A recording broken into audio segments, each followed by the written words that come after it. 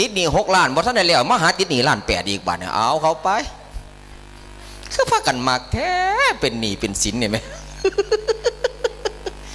ว่าแล้วก็จะถวายจักล้านนี่ดอกว่าทั้งหัวเนี่ยก็ได้พ่อใดบ่บุเนี่ยก็ได้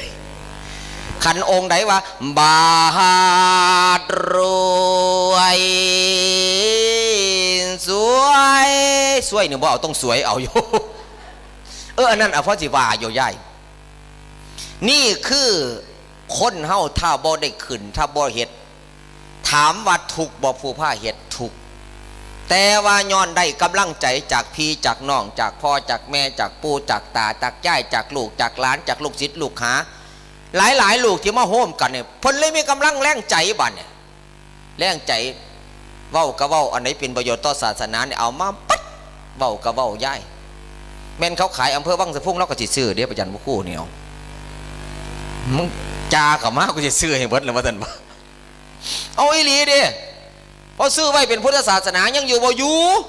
คันภาพบ่อยู่เนี่ยเอาเว้าก็เว้าเอาบ่งไหนเป็นวัดบ่งไหนนั่นปลอดภัยสัตว์สาระสิ่งอยู่นำปลอดภัยเบิดบ่งไหนเป็นวัดพระนั่งเติบอยู่ทั้งกุฏิโยมก็หาไต่กบไต่เขียดมองสายไฟสายไปพ่อพระโยมพระตัวนั้นโอ้ยพระกบเขียดกับปลอดภัยบ้านเนี่ยขั้นพ่อพระขั้นไปวัดมันก็ทรงคือบ้านต้นไม้ใหญ่ๆโยมสิตัดกับบ่ได้บ้านเนี่ยมันทรงคือได้ลมพัดพาวคนบ้านเนาะโอ้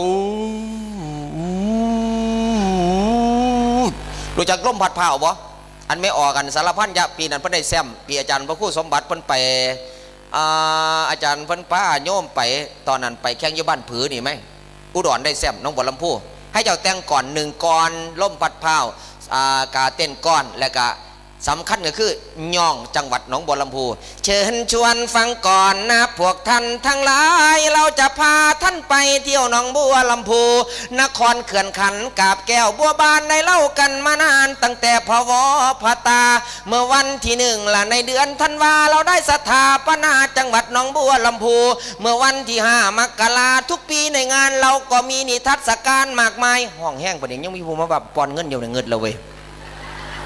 เสียงบดีบ่ฮะหมดแล้วเสียวยังอีกหมดแล้วหมดโตแล้วมื่นเสียรถวัดไปส่งบ้านอยู่หมดเอาละแสดงความดีใจกับโยมที่กำลังหมดเนื้อหมดตัวในการทำบุญนะโยมนะเรามีจักรยานคันนั้นส่งถึงบ้านทุกคนเลยแต่ต้องรอคิวนะโยมนะไปได้ทีละคน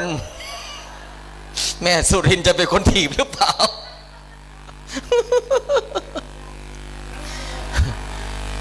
ยังละฮอดใส่ละบันสารพัดวางใดนะเมื่อวันที่5 มกราทุกปีในงานเราก็มีนิทรรศการมากมายมีทั้งผ้ามัดมีไล่ขิดไล่ไข่จักสันบั้งไฟของใสกัวเลียนมีทั้งหมอลำซิงละลำหมูลำก้อนมีทั้งหนังละครให้ท่านชมทุกคืนแสงสุขสู่เชิญเกตคืนได้เพิ่นตาให้พาท่านชมพระนาจังหวัดหนองบัวลำพูให้เจ้าก็ว่าไปเสียเต้นเขายอกก่อนนะเจ้าว่าไปเสียมันแต่งไงว่าไงสุดท้ายเขาก็ได้แชมป์เห็นไหมจากปีนั้นมาอาจารย์พระครูอุดมวรานวัฒน์ก็คิดอยู่ในใจตอนนั้นเป็นพระสมบัติสมเศรษโถอาจารย์สมบัติอยู่คิดละบัดเนี่ยเมื่อวังสะพุงเป็นแดนเกจิมีตำนานเซไลเราก็เซมาเพราะแบกกดหนักมาพักแล้วอยู่ก็ไม่นานแล้วก็ไปพักที่เทพคิรีโยมบ้านน้อยนาก็พากันไปนิมนต์มาลูกไหนก็ไม่เอาดันเอาเรา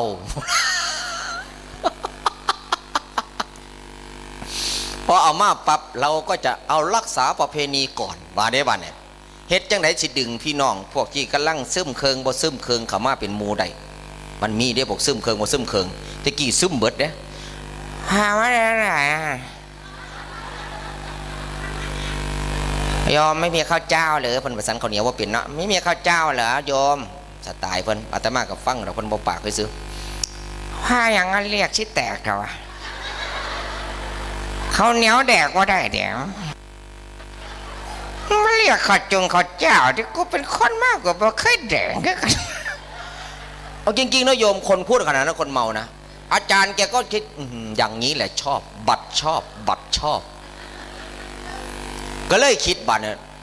แต่กี่งานศพนี่มีหอดอยู่ในวัดเนาะมาเล่นไปแล้วของง้อมนะหาอย่ายุ่งขึ้นกุฏินอนนะ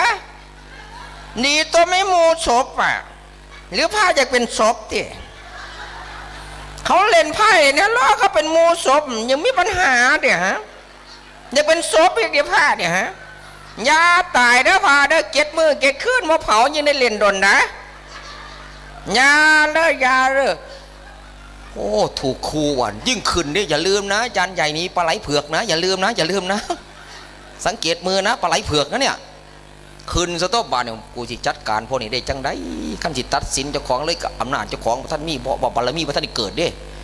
ก็ต้องเอาประเพณีเขาก่อนเอาละทีนี้ก็เอาจะจัดประเพณีอันใดพ่อหยวนในก็หยวนไปก่อนหยวนขึ้นมาหยวนอันนี้ก็หายไปอันนี้ก็หายไปอันนั้นบ่ดีละหายไปผู้นำก็มีกิจใจศรัทธาเห็นแล้วว่าของพระองค์นี้เอากิ่งเอาจังตัวนี่เฮ็ดแท้ตัวนี้ก็ดีซอยเขามาค่อยๆเขายบผู้มาอายก็อายผู้บ่อายก็อายผู้ค่อยมากก็มาผู้มาแห้งก็มาแห้งตะบัดผู้มาคอยก็มาคอยตะบัดมีอันนึงไว้บ่เสือเว้ยอันนึงมาแบบมาแห้งบ่เสือเพิ่นบ่เสือเรียกว่าอันของอันบ่มีตัวบ่มีตนไม่ต้องไปถือไม่ต้องนั่นหรอกชาวบ้านก็ไม่ต้องหรอกตกกุฏิอันเดียวบ่บอกผู้ใดถีบเล่าผู้หรออยู่ศาลาสู้กันโว้ยตั้งแต่มื้อนั้นมาทอดซุมื้อนี่บ่กล้านอนศาลานี่ความจริงเด้มื้อนี้มาขายหน้าวันเกิดเพิ่นเพราะว่าขึ้นศาลายามใดสู้กันยามใดสู้กับผู้ใดอาตมาก็บ่บอกดอกแต่ว่าสุดท้ายเดี๋ยวนี้กันเพิ่นเลยเฮ็ดไว้ก็แล้วเลยจากนั้นเพิ่นสิตลอดเฮาออกเดินทางไปทำบุญใดเพิ่นสิบ่พลาดผู้นี้ผู้ใดเอาโยมเดาดูจำได้ไหมใครเจ้าพ่อศรีสงครามยังเกาะเมียสุรินทร์มาผู้ใดเกาะโอ้หลวงพ่อใหญ่เนี่ยมาอันดับหนึ่งกันแล้วพระพุทธเจ้าเฮาเนาะแต่ขาดไม่ได้คือเจ้าเมืองวังสะพุงอันอยู่นี่แท้ยีดีย่ายแต่สิมีเกาะไผ่อยู่บ่องย่ายนางนั่นแหละย่ายนางกันเกาะไผ่เด้สิมีงูตัวหนึ่งตัวเหลื่อมๆคือกันกับท้องระวังเด้อย่ายมาจะหมุนมากก็ได้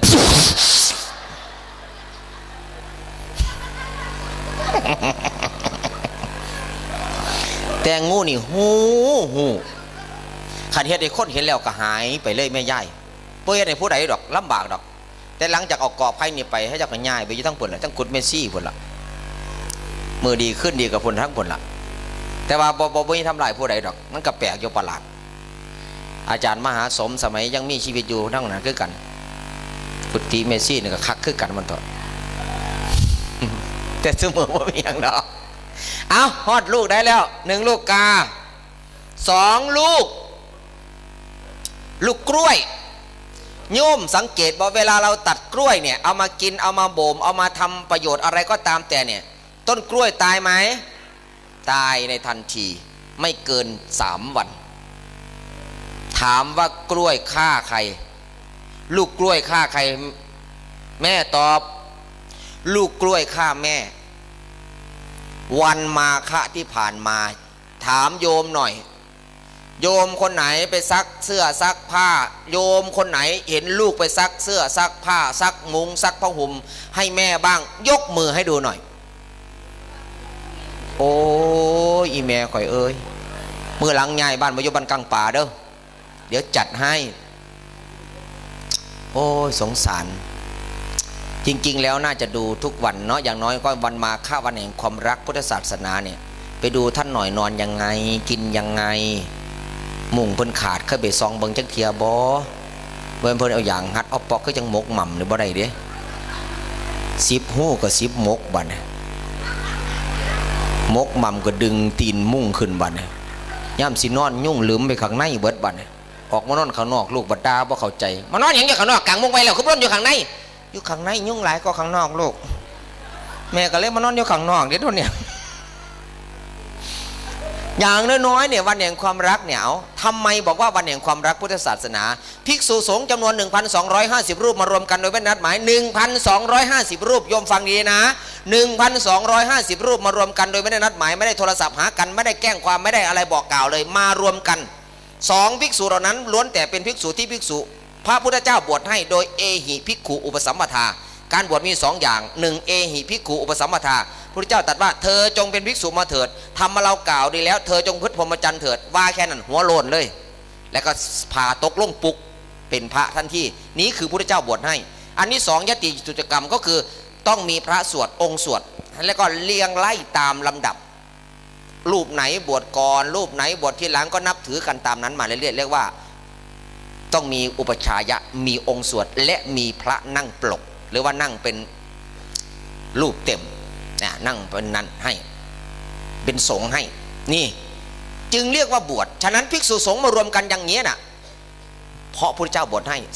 3องค์ที่3มีอยู่4องค์นะองค์แรกก็คือ 1,250 รูปมารวมกันองค์ที่2ก็คือพระเจ้าเป็นคนบวชให้องค์ที่3ภิกษุเหล่านั้นล้วนเป็นพระอรหันต์วันนี้โยมมารวมกันโยมเหล่านี้ล้วนแต่เป็นโยมหันต์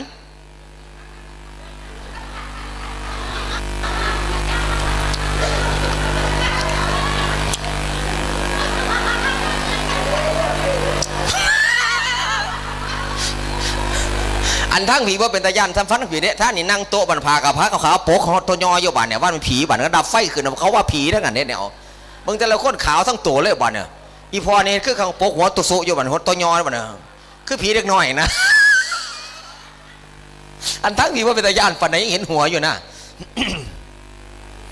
หันซ้ายหันขวาอันองค์ที่4บ้านเนี่ยองค์ที่4วันนั้นเป็นวันเพ็ญขึ้น15ค่ำเดือน3เรียกว่าวันมาฆบูชา4องค์นี้ไม่ได้เกิดขึ้นง่ายๆเหมือนกับวันนี้โยมมาด้วย4ลักษณะใหญ่ๆ1มาแสดงออกถึงความเป็นผู้มีน้ำใจจะไม่มาได้ยังไงโยมถูกขู่ขนาดนี้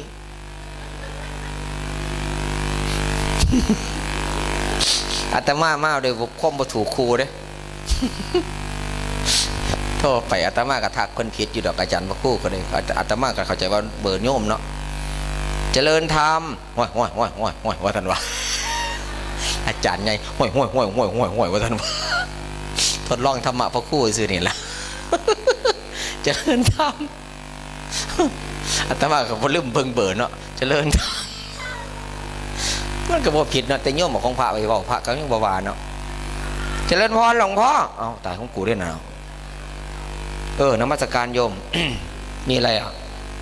พาเขาขึ้นด้วยกัน ฉะนั้นองค์4ประการ1เรามาแสดงออกถึงความเป็นผู้มีน้ำใจอยู่เห็นน้ำใจจากไปเห็นน้ำใจโยมรู้ไหมว่าวันนี้อาจารย์ทำบุญหาใครบ้างแกกล่าวถึงใครบ้างโยมได้ฟังไหมแกญาติโยมที่เคยอุปถัมภ์วัดเคยเป็นญาติธรรมอาจารย์ได้พูดถึงไหมที่ทำบุญเมื่อเช้านี้โยมว่าได้ฟังดิไม่ตอนแกทำบุญวันนี้เป็นวันครบอายุของอาจารย์เขาเรียกว่าอายุมงคลศัพท์ของพระท่านจะใช้คำว่าล้ออายุจะไม่เฉลิมฉลองเหมือนคนอื่นนะพระทุกรูปท่านจะใช้คำว่าล้ออายุถ้าพระท่านครูบาอาจารย์ที่ปฏิบัติคือล้ออายุว่าแก้แล้วกูแก้แล้วจริงๆนะท่านจะทำบุญหาคุณพ่อคุณแม่และหาญาติโยมที่เป็นญาติธรรมที่จากไปแล้วพี่น้องเขาทั้งหมดละตั้งแต่ผุนไม่ใหญ่ฝอกสถานีมีไม่ใหญ่เกิ่งเข้าไปแล้วไม่ใหญ่อย่างนี้เนี่ยมีตัวนี้ยังบ่ฮะตัวนี้ไปแล้วไม่ใหญ่ยังอีกโอ้คันไรหลายพอนั่นพอนี่หลายบทล่าสุดนี่เข้าไปบ้านกกสะท้อนเห็นบอกแม่นบอกล่าสุดเนาะศพนี่ศพล่าสุดคือสิบอด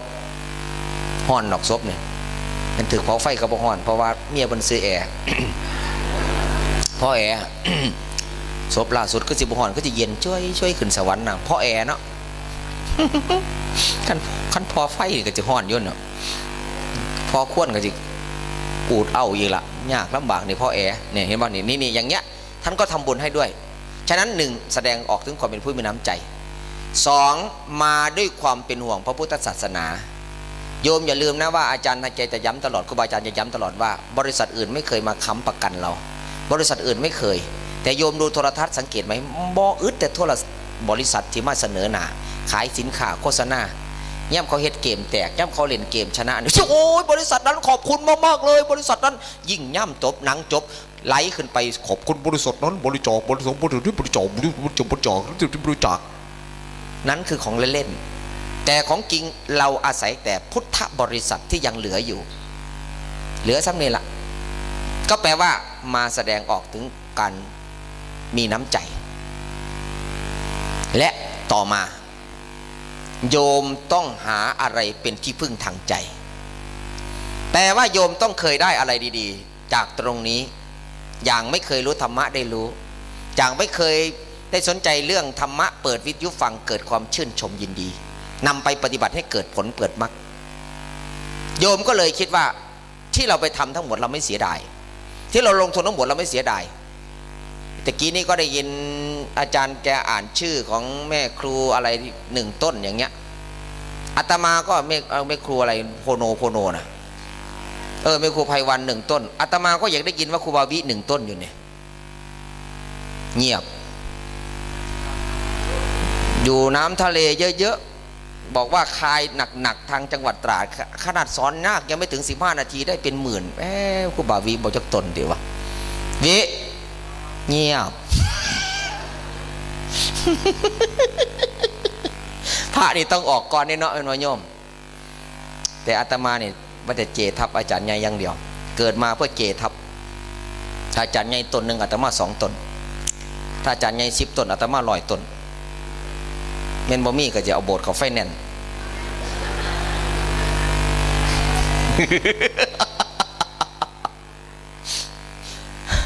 เดี๋ยวเกทับมันได้อะไรเลยโยมได้บุญแล้วบ่ได้แข่งผู้ใดเนาะแข่งเจ้าของนี่แหละเอาชนะเจ้าของให้มันได้ตัวเห็นบ่แต่กี่คนสิฮักกันบ่ฮักกันเขาก็ใส่กี่ทานไฟได้เนาะทดสอบมันบ่ใหญ่มือหลังมึงเอาผู้บ่าวมาเด้อลูกเอากี่ทานไฟวางไว้ขามันปันนึงวางไว้ขามึงอันนึงเอาเห็นอย่างแม่มันจะบ่ฮ้อนเด้กูสิเบิ่งให้ดอกวางโลดวางปรับขันผู้ชายมันหักมันก็หยิบของเฮาออกแต่ว่าหักเฮาแท้แต่ซุมื้อล่องลมเบิ่งโลดคู่ได้คู่นั่นมันเสียของมันมาใส่ของเฮาตื่มวืใหม่2 หูนะยาย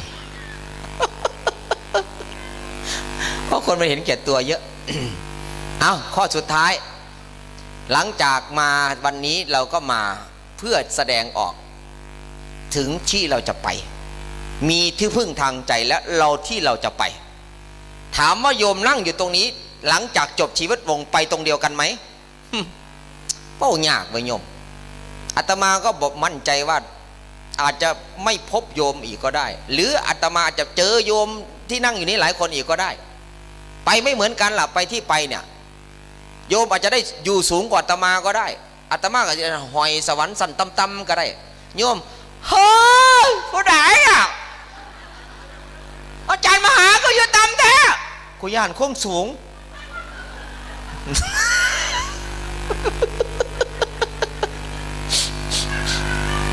หรืออาตมาอาจจะได้อยู่สูงก็โยมก็ได้ว้าวเมตตาก็ได้อยู่สูงแท้กำลังแง่ไข่มดแดงก็ได้มันไม่แน่โยมบัวนี่มี4 เหล่าบางเหล่าพ้นน้ำเตรียมบานบางเหล่ากำลังจะบานบางเหล่าเสมอน้ำพร้อมที่จะโผล่ขึ้นมาบานบางเหล่ายังอยู่ใต้ตมยังเป็นอาหารผักและบัวทุกชนิดเขาเอาบานเป็นหลักบานคือรู้ถามว่าใครจะอันตรายกว่ากันระหว่างเราผู้รู้มาแล้วแต่ถ้าเรารู้แล้วเรากลับไปทำในสิ่งไม่ดีเรารู้แล้วเรากลับไปทำในสิ่งที่มันผิดกับเรายังไม่รู้แต่เราได้รู้คือบัวกำลังจะบานและบัวที่ยังไม่รู้อยู่ใต้ตมไม่มีโอกาสจะได้บานและเป็นเหยื่อของเต่าของปลาอันตรายเข้าไปอีกไม่รู้และไม่ได้ทราบยังถูกพวกอื่นชักชวนอีกเหมือนอาตมาเคยพูดประจำครูบาอาจารย์นั้นก็เคยแวะๆบ่อยๆมึงกำลังท้องกำลังใส่อย่าไปวัดดูเลยเด้อเป็นยังแม่ลูกออกมาโหโลนคือผ่าเด้อ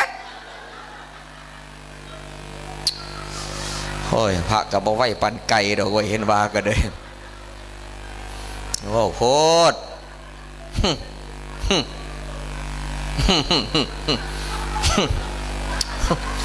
มดคำสิว่าพระก็เดินยายเจ้าจะไปหยังหรอมื้อนี้วันพระได้ล่ะจะไปเฮ็ดหยังวัดบ่แม่นวันพระโอ้เตี้ย คือเป็นตัวอาหารกลับบ้านเสยพระสันทุกคำเด้อจ้าบ่สันแต่ย่ำคำเด้อจ้าโยม1 คำกัสันเด้อจ้า2 คำกัสันบ่แม่นสันแต่8 คำ15 คำ14 คำเด้อจ้าโอ้ยอันนี้สิว่าแต่วันพระขอร้องเธอโยมเธอวันพระไม่มาก็ได้มันเยอะแล้วจริงๆวันพระหลายหลีคนมากเนี่ยอีวัดกระเต็มเตรียมใส่บาตรกระเต็มสงสารพระอยู่ในตลาดวันพระนี่จักบักโม่จักบักแตงจักบักกล้วยหอยตามมือมาแต่บาตรมันก็หนักพอแห้งแล้ว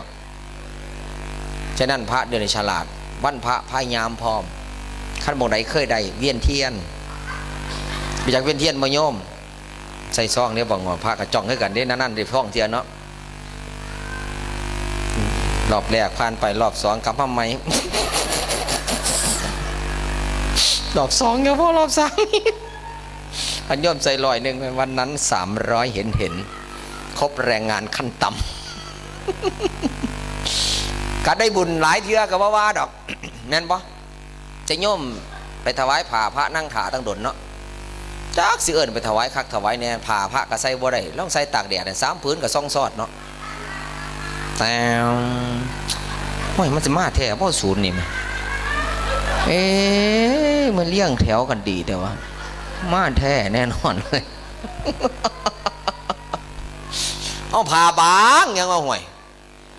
โอ้ยก็ซื้อพื้นดีๆเนี่ยบัดใส่ของเจ้าของก็ไม่ได้พื้นดีๆบัดถวายพระเรากี่ให้ไว้เนาะถ้าก็ต้องได้ไปซื้อเองกันพระซื้อเองก็เอาอีกละบาทโยมก็เดี๋ยวบ่เข้าใจเนาะนั่นบ่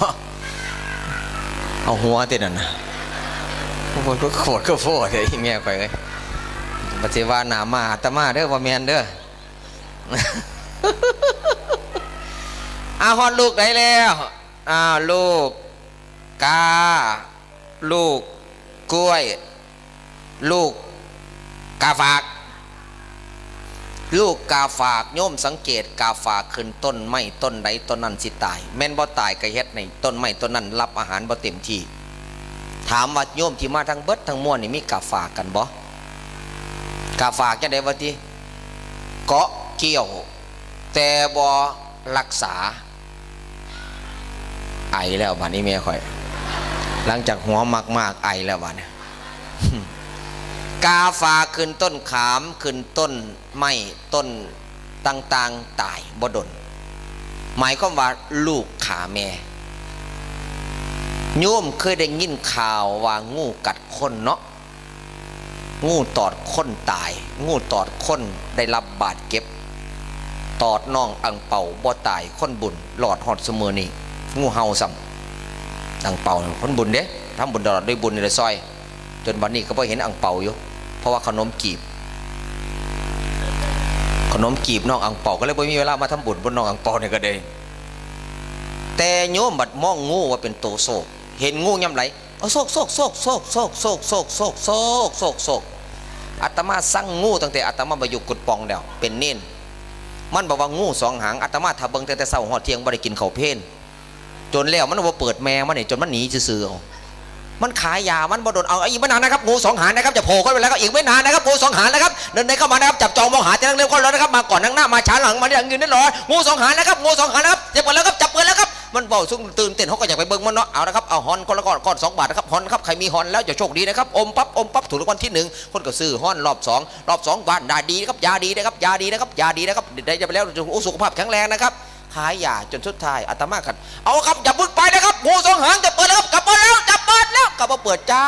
กเที่ย2 โมงเช้าฮอดเที่ยงอาตมาจะไม่ได้สันเพี้ยนยืนเบิ่งอยู่กุดปองสมัยนั้นงู2 หาง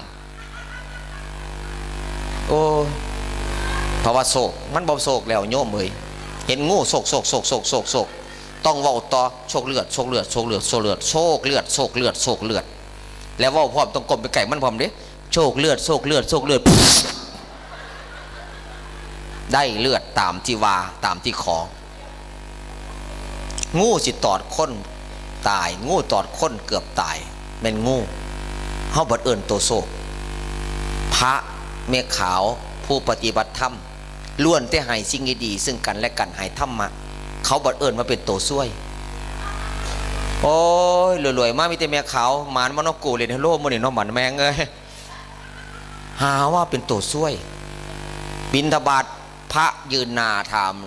ยืนหนาวัดเพราะถามมาคู่บาวิใส่บาทเด้อใส่บาทเด้อหมาตัวนี้คือก็หมาตัวนั้นหมาตัวนั้นห้องก็คือพอหมาทะเล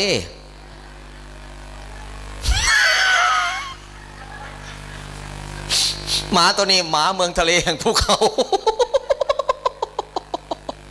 ส่วนเจ้าอย่าถ่วงมาคือเลยยายคันว่าพวกเจ้ามือได้พวกเจ้าซองว่าเอาคือแท้หมาเห็นเลยได้ตัวนี้ใส่บาทเด้อพ่อห้องปรับหมาในบ้านได้ยินเสียงพระท่านในห้องหลัดซ้ำเด้เหลียวบังเจ้าของบ้านก่อนหนึ่งเข่าสุกไปโอ้กำลังอ่ายทวนอยู่ตัวเอายกแล้วซิดแล้วเทใส่ติ๊บเข่าแล้วพร้อมแล้วตัวบ้านนี่พร้อมแล้ว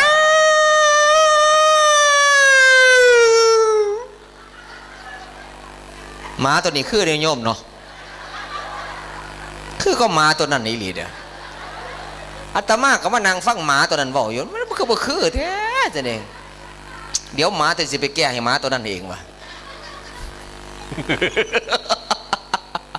โอ้ยมวนดาเจ้าของเป็นหมาเนี่ยมวนคักหลายเว้ยเนาะหมาเนาะแม่นบอกหมาเงียบเว้ยหมาตอนบ่ปากเว้ยพ่อบอกว่าใส่บาทเด้อท่านหมาวัดกับบอนนิ่งนอนใจบันออกใบอนุโมทนาบัตรให้บันอนุโมทนาบุ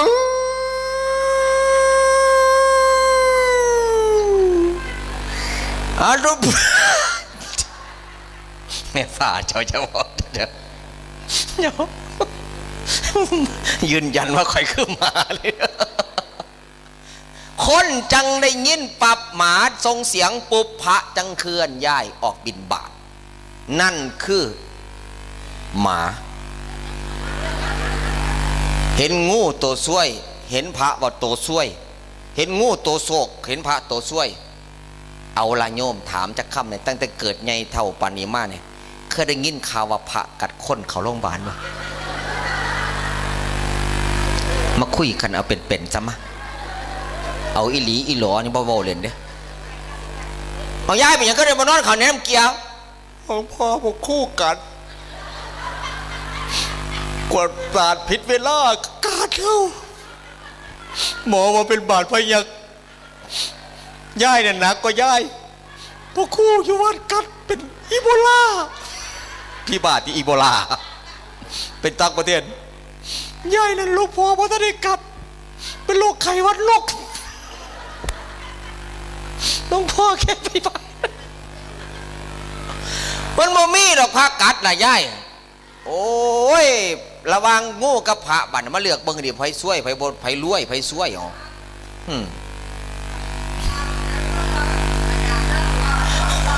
โอ้ติว่าเป็นยังดอกแม่อยู่ไกลโรงพยาบาลอยู่คุณหมอวีคะคุณหมอวีแม่วีคะดูแลคนป่วยด้วยนะคะคุณหมอวิต้องรับผิดชอบนะหนึ่งถ้ารักษาคนป่วยมาได้หมอวิต้องบวชชีนะคะ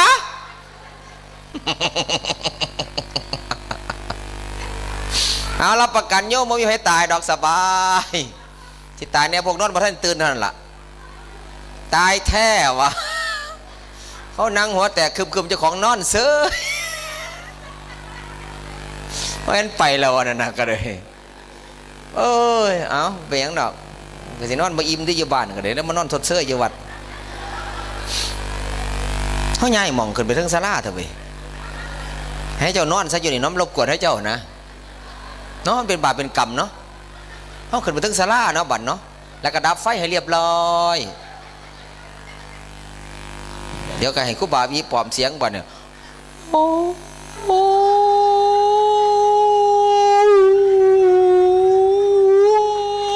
บ่โดนพวกนอน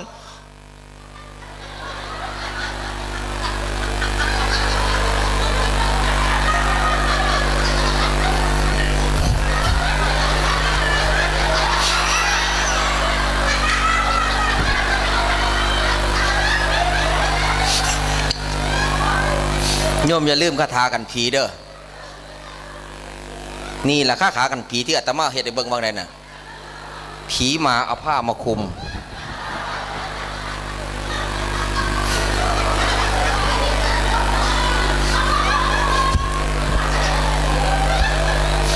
โอ้เสียดายพวกทั้งบ้านบ่เห็นภาพเด้อวะโอ้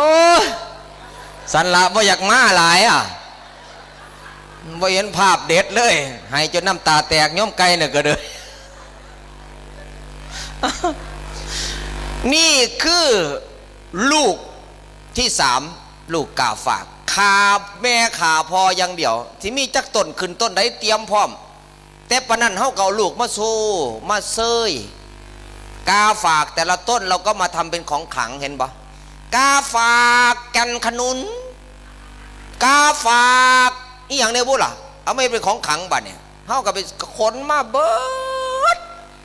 กองเอเล่มีพระของคอตั้งแต่องค์แรกคนองค์ที่สองจักวัดละคั่งวัดโป่งวัดไอกองวัดยังเต็มข้อบัดมันย่ำเกิดเหตุไล่นิ่งกันในองค์ไหนสิออกก่อนผู้บัดเนี่ยขั้นอาราธนาพระเข้าใจแล้วนี่อยู่ในอกในจิตในใจจบเลยเพิ่นก็ติดตามตัวห้องไปตลอดคันอยู่ในมือเนี่ยอาตมาเคยบอกให้โยมฟังแล้วจำได้บ่อนคนออกลูกตะกี้เนี่ยเอาตีนสินแม่เนี่ยมัดใส่แขนให้มัดใส่เอวให้มัดใส่บักหลอดให้คนเข้าใจว่าตีนสินขังและศักดิ์สิทธิ์จริงๆมันบ่ได้เกี่ยวกับตีนสินมันขึ้นอยู่กับพลังใจของลูกที่แม่กับพ่อให้มาเนี่ยเลือดเนื้อที่พ่อแม่ให้มาเนี่ยเข้าใจว่าของขังผู้นั้นก็ตายผู้นี้ก็ตายปืนเขายิ่งเอาโจรเขายิ่งเอาไปรักษาประเทศชาติบ้านเมืองเป็นทหารเนี่ยมันก็ถึกระเบิดในกระปืนน้ำเอาปืนก็บ่ดังซ้ำระเบิดดอกระเบิดมันดังแห้งปืนก็ดังค่อยๆซ้ำนี่ส่วนระเบิดดังก็นี่บอกว่า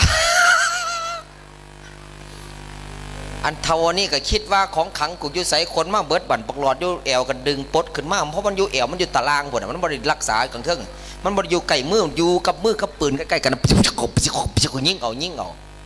มันก็ยังบ่คักอยู่กันในมือบัดเนี่ยไม่ใช่จังไดมันอยู่ใกล้เจ้าของที่สุดใกล้ตาก็ยำต่อบัดน่ะกัดพร้อมยิงไปน้ำกัดพร้อมยิงไปน้ำมันเบิ้งแต่โจรบัดเนี่ยมันลืมเบิ้งขาเจ้าของเตะค้อนไม้บัดบักหลอดลุดปากเฮ้ยปุ๊บโจรกับโพโลมาสิข้าวแต่บักหลอดก็ยันเขายิงเจ้าของตายมือหนึ่งคับมือหนึ่งยิงมือหนึ่งคับมือหนึ่งยิงก็คิดว่าบักหลอดนี่มุมเข้าปากบ่แม่นแล้วเขียดนี่แล้วเขียดกับเขียดเป็นมุมเข้าปากมันก็หนีตายตัวกันเขียดก็เลยมุมกับมันก็เต้นดุงอยู่ในปากเนาะเข้าใจผิดโอ้ของแม่กูขึ้นแล้วตีนสินแม่กูขึ้นละบาดเนี่ยปาดโทษเต้นดุงตีนสินแม่กูขึ้นแล้วซะเนาะแล้วบ่ย่านไหมบัดคิดยางใส่แล้วบัดเนี่ยยางแลนเขาบอกจะเข้าไประเบิดตุ่มเสยยิ่งเขานี่เขาโจรตายเบิด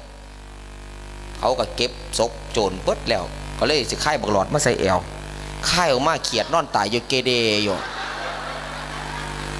เอ้าบักหลอดแม่กูก็กลายเป็นเขียดว่าบัดเนี่ยวะเลยมาคิดถึงภาพเอ้ยบักหลอดรถจะปากกูค้ำหาโอ้ยตายเขียดตัวนี่มุมเขาปากมันได้แท้หลอดย่อนเขียดมันพัดเต้นย่ายมันพัดเต้นไปแกนั่นเต้นไปแกนี่เห็นบ่ก็เลยว่าโอ้คุณพ่อคุณแม่บัดอยู่ข้างในตัว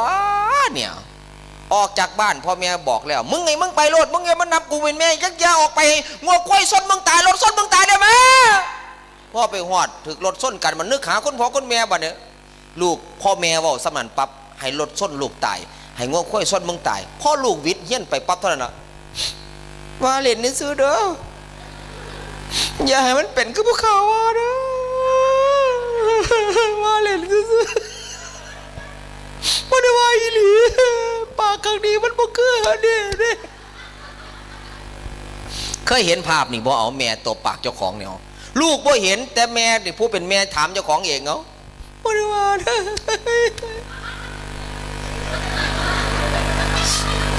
แม่ได้เป็นผู้เฮ็ดเหนา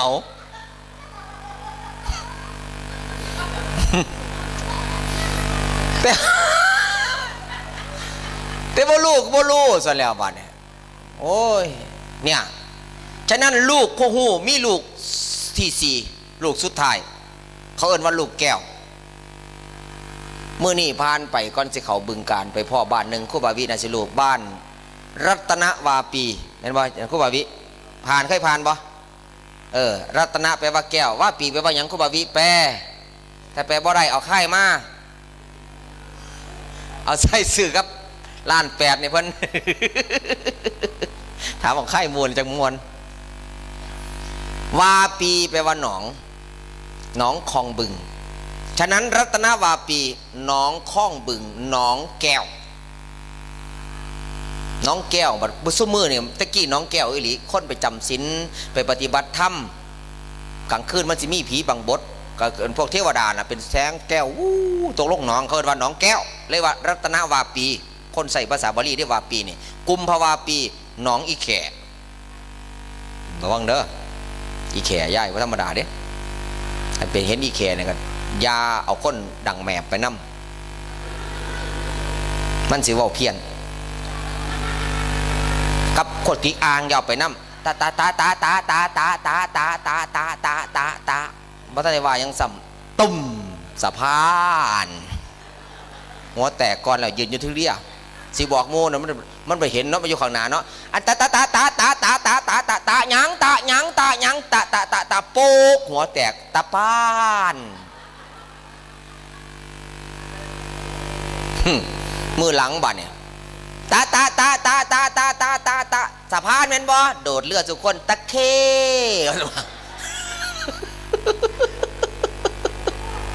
โอ้ยตายเลยโอ้ติดอ่างในการตะไลและดีเจพิธีก่อนพยายามอย่าติดอ่างเด้อคันติดอ่างแล้วคนจดเลขมันจะมั่วสวัสดีครับสวัสดีค่ะ101.75มิกะเฮิรตซ์ค่ะรัชชีรำบงค่ะขอเรียนเบอร์สายของวัดนะครับเพื่อจะโอนเงินเข้าไปช่วยเงิน1,800,000ที่ซื้อที่ดินทำเป็นถนนออกมาจดนะครับผมกำลังจะจดครับบักโซ่มากกับว่าวน้ำเขาบัดเนี่ยค่ะ005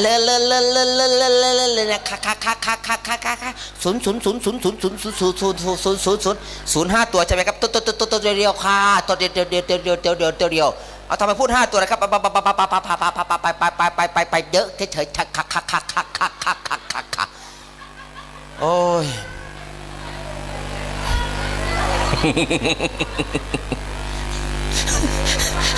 คือดีกี่มันมาติดอ่างหรอกแต่มาเล่นเสื้อมันติดอ่างมันบอกกันบนเรื่องมันรู้เรื่องก็หรอกย่ามันสิยาวมันติดอ่างอ่ะอีกอย่างหนึ่งคันคนเบาที่แรกมันก็สิติดเพี้ยนสุกคนอยู่แต่คันหันมาเบาแล้วฝึกซอยกันเขาไปสถานีซอยกันมันเก่งย่ายที่แรกก็โวเป็นเด้จักสิสวัสดีเพกรจักสิเข้าลบผู้ใดสวัสดีผู้จัดรายการสวัสดีเจ้าของเสยแล้วก็ผู้ฟังทางบ้านค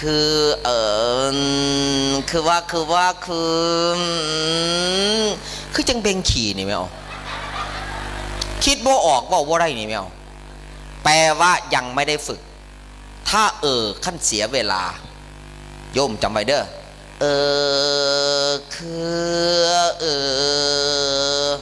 เสียเวลาเฮ็ดจังไดจะสิฝึกเว้าบัดใดโมยากได้เตรียมตัวให้พร้อมเฮาสิเว้าเรื่องใดเฮาเตรียมตัวให้พร้อมอันใดเป็นอันเว้าอันใดบ่เป็นตะเว้าคือจังสวดมนต์สิเตรียมตัวให้พร้อมต้องสวดมนต์เด้สิสวดบทใดอ่ะพระขึ้นผิดก็บ่ได้เด้พระนี่มักขึ้นผิดตัวบางครั้งคันหลงนี่เห็นบ่บางครั้งเพราะว่าตุทราบฮอดบทพุทโธฟาดไปสังโฆจบก็มีกุศลธรรมะบางครั้งบ่ทันฮอดรัดก่อนก็มีเห็นดูอยู่แต่ว่าเพิ่นก็ฉลาดอยู่ดอกเพิ่นก็ไปนำกันละพระก็เลย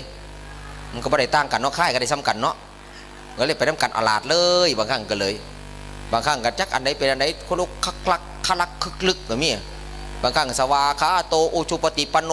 ยายาปทานมาทำสามีรัดก่อนแล้วบ้านญาติแต่ไม่ได้ผัวไปสามีก่อนเลยบ้านเห็นบ่รัดคักรัดแน่ปวดบางครั้งก็เลยย่ายพวกเราคนดอกทองชิ้นบัญช่อนได้เมื่อนั้นง่วงงอนแห้งหลายได้เครื่องจบรัดเลยสยาสนากตาพระราชิตวามรังสวานังยตุจัตตาปลังสังเกตสุรตีนี่จบได้ย่ายรับเฉยไม่เอาโอ้ยกระลัดโพด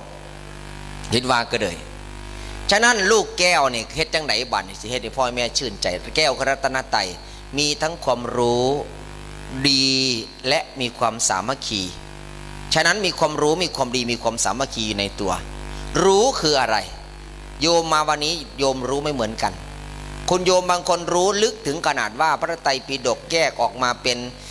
พระสุตตันตปิฎกพระวินัยปิฎกพระอภิธรรมปิฎกกี่อันโยมรู้หมดเลยโยมบางคนก็รู้ว่าพระพุทธพระธรรมพระสงฆ์มีคุณพ่อคุณแม่มีคุณเท่าไหร่พระสงฆ์พระพุทธพระธรรมมีคุณเท่าไหร่ไล่มาบางคนรู้ถึงขนาดว่าพระพุทธรูปเวลาเรากราบลงไปเนี่ยเรากราบเอาอะไร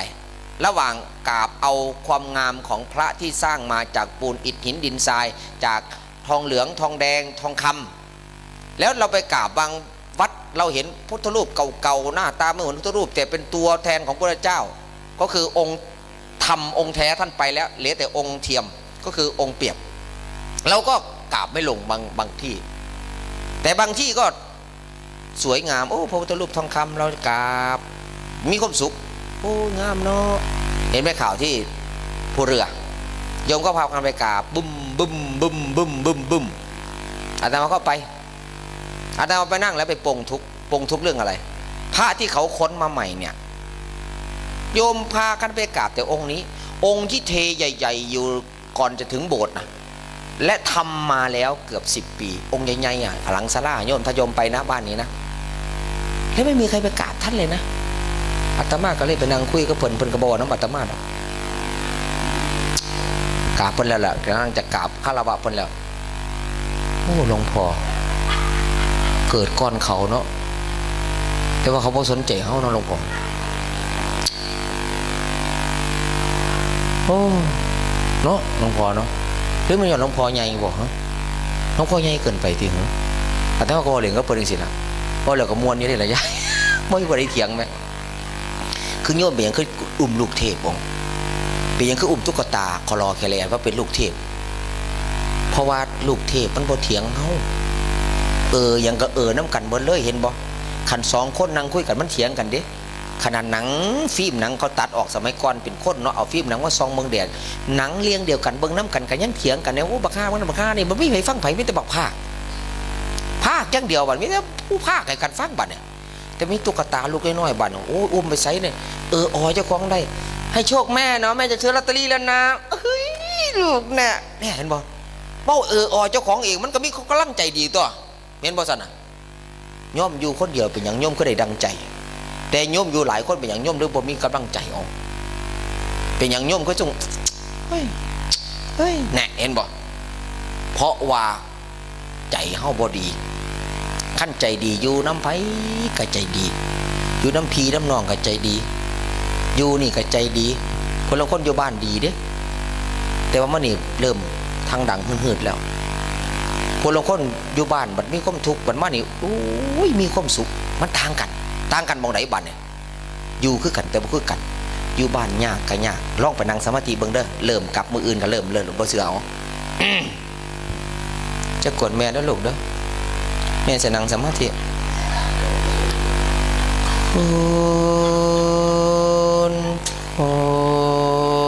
ได้กิ่งเดี่ยวโทษยาย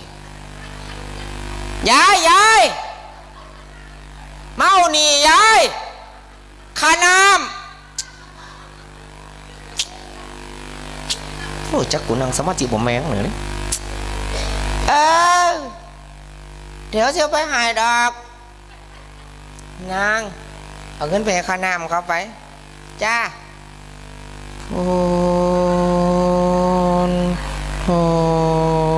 เท่าเฮ็ดอาหารไปเฮ็ดอาหาร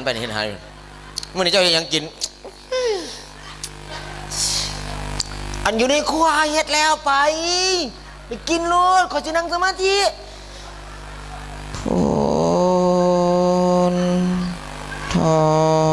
แม่ยายจะ5 บาทนะแบ่งเลี้ยนแม่ยาย5 บาทไปขอแล้วแม่มึงกูให้แม่มึงแล้วว้าว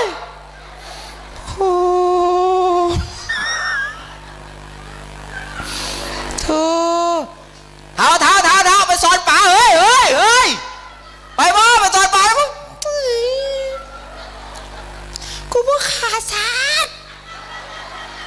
กูจะนั่งสมาธิโอ้โธ่ครับพี่น้องครับปลาแดกแทบปลาดานว่าปวดจะคู่หอมไปหอดให้ครับบุษบใหญ่มาลองซิบดูปลาใส่ขี้หมูปลาใส่ขี้แกะปลาใส่ขี้คนก็เรื่องของคนจากวัดขอนแก่นแสนว่าแซ่บคือปลาแดกขนอนเป็นตาอ่อนซ่อนตะนอนยิ้มใส่มันใส่บันขวาบันหน้าบันได้เลยครับปลาแดกได้ครับเด้อปลาแดกเด้อปลาแดกได้ครับเด้อปลาแดกตัวใหญ่ใส่ปลาอ่อนแซ่บได้ครับเด้อปลาแดกได้ครับเด้อ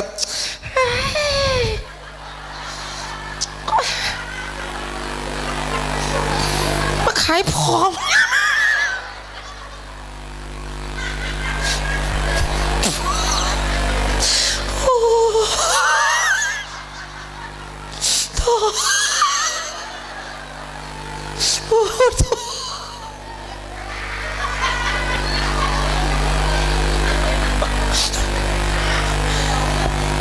หนึ่งมันบ่สับป่ายะอยู่บ้านนี่ยายถ้าไม่รอเวลาวัดมีกิจกรรมโยมก็ไม่ได้สับป่ายะแปลว่าสบายมาอย่างนี้ตั้งแต่แรกจนบัดนี้มีใครกวนโยมหรือยังมาถามคาหนีไปพวกขายปลาแดกปลากล้าเข้ามาบ่ไม่ใช่ยักบาท2 บาทตอนนี้จะขนมเนี่ยมีบ่เท่า1 ปลาแซ่บโอ้ยหลบพักได้โอ้ยมีอยู่บ่เพราะว่านี่ที่สัปปายะยังเงียวแตกแย่กองหนึ่งที่สัปปายะได้แล้วโยมสินังเพิ่นกะบ่ว่ามีโต๊ะมีเตียงมีเก้าอี้มีโซฟาโยมสินอนเพิ่นกะบ่ให้สินอนเต็มที่ก็ตามเพราะบองนี้ก็เคยเอาศพมาไว้หลายศพแล้ว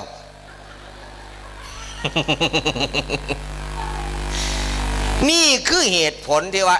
วัดเป็นสถานที่สัปปายะไม่มีใครรบกวน2บุคละสัปปายะบุคคลสัปปายะเข้ามาล้วนจะเป็นพี่เป็นน้องกันเอิ้นกันเสมอกันเอิ้นเอี่ยเอิ้นอ้ายเอิ้นน้องเอิ้นนุงเป็นเซียวสูงต่ำเอิ้นกันตามนั้นบ่ได้ถือว่าเจ้ามีเจ้าบ่มีล้วนแต่ที่มานี่อาตมาเชื่อว่าไม่รู้ว่าใครตัวจริงตัวปลอมที่เป็นเศรษฐีและคนจนเศรษฐีอาจจะโผล่ขึ้นมาอาจจะเป็นเศรษฐีขีดขีก็ได้อีหลีนั่งอยู่เนี่ยเหมาะยังไม่เปิดเผยแต่คนที่เปิดเผยจริงๆทำบุญตามที่ตัวเองมีแบบเต็มที่ตามที่ตัวเองได้ก็มีอีหลีแม่นบ่วิเปลี่ยนโทรศัพท์เปลี่ยนทุกเดือน iPhone iPad บริจาค3 กล่อง2 ก่อนนี่เสียวิมลี่อยู่หลังธรรมะอีก นี่คือเหตุผลย่ายเหตุผลมองให้เห็นภาพไม่มีใครรู้แท้จริงแต่ว่าบัดเนี่ยแต่ว่าตัวนี้มันใช้ได้แต่เมืองมนุษย์นะหลังจากจบชีวิตแล้ว1ไม่มีการค้าขายไม่มีการแลกเปลี่ยนไม่มีการซื้อขายค้าขายซื้อขายแลกเปลี่ยนและทำเองได้เองไม่มีอีกแล้วจะเสวยแต่สิ่งที่ตัวเองทำฉะนั้นเป็นหยังพระจึงบ่ขี้ข้านบางรูปโมเมนต์ทุกรูปดิเพราะครูวีแล้วบอกไปแล้วบางรูปด้วยหลายรูปที่เราเห็นครูบาอาจารย์ทำงานอยู่ขณะนี้หลายรูปหลายสำนักที่พากันทำงานเพราะตอนที่ยังมีกำลังทำไปอาตมาคือกันมีกำลังพยาบาลยังกระตามมีความสูงในการอบรมเด็กมีการอบรมเราไปอาตมากับไปของอาตมาสินะพุ่นละมือใดในที่ย่างบ่ได้พุ่นละแน่นอนเลย1 แผ่นขอแค่นั้นสังกะสีเอาไว้ตากข้าวแห้งขายเท่านั้นเอง เดี๋ยวจะมีคนซื้อถึงวัด เพราะต่อไปนี้ดวงอาทิตย์จะขึ้น7 ดวงบรรยากาศฟ้าจะมืดครึ้มไฟฟ้าจะไม่มีใช้ก็ต้องมาอาศัยข้าวแห้งอาตมานี่แหละอม พอประทังความหิวหน้ากับบริเหตุมันไม่แน่นะโยมตอนนี้หลายอย่างแล้วเราไม่ได้ทำเพราะเราเอานาไปค้าขายหมดเราก็ไม่ได้ทำนาภูเขาเราก็ไปม้างทลายหมดเราก็ไม่ได้ไปหาต้นไม้ไปหาสิ่งของอยู่ในภูเขาที่มันเป็นของป่าน้ำทะเลเราก็ไม่ได้ไปหาสัตว์แล้วเขาก็ขี้ดินไปถมหัวงอเขาก็เอาสีมะยอมดำแต่ข้างทึ่งขึ้นมางอกข้างหลังง้อจะเป็นเม็ดข้าวสารยังอุยุอัญะอยู่บ้าน อาตมาก็บริวาผู้ยอมดอกอาตมาคิดว่าสิยอมเมื่อกันอยู่เล่นมันทุกสีหลดทั้งหัวเนี่ยสีแดงสีเขียวสีเหลืองสีเขียวสีเหลืองสีส้มสาดสีต้องธรรมจักรสียังเต็มหัวเนี่ยมานั่งคิดแล้วขั้นกูบินทบาทเมื่อแรกสิหมานบ่นอนเนาะเขาสิบ่ถามบ่ตัวจักบาทเนาะเป็ดน้อยตัวนี้เนาะ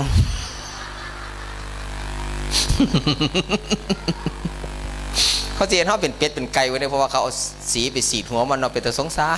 ารไปสีดแล้วก็โอ้ยก็ยังไปบังคับคนซื้ออีกตัวผู้หรือตัวแม่เบิร์ดเอาเบิร์ดละสนะไม่แต่กินไข่มันเลี้ยงจน3 ปี3 เดือนก็บอกไข่จักเถื่อเขามาขายรอบ2เจ้ายับมาหาตัวขายข่อยเด้อใส่ว่าตัวแม่เบิร์ดตัวแม่มันเบิร์ดแล้วแต่ตัวผู้โอ้ยกูฟังผิด ฟังดีๆย่ายการว่ากลับไปกลับมาเนี่ยฉะนั้น5 ลูก4 ลูกที่อาตมาพูดมาเนี่ยก็คือสอนโยมให้เห็นมองให้โยมได้ฟังว่าลูกอะไรที่ทำให้เรามีประโยชน์เราก็ทดแทนลูกนั้นแหละดูแลลูกนั้นแหละเลี้ยงลูกนั้นแหละ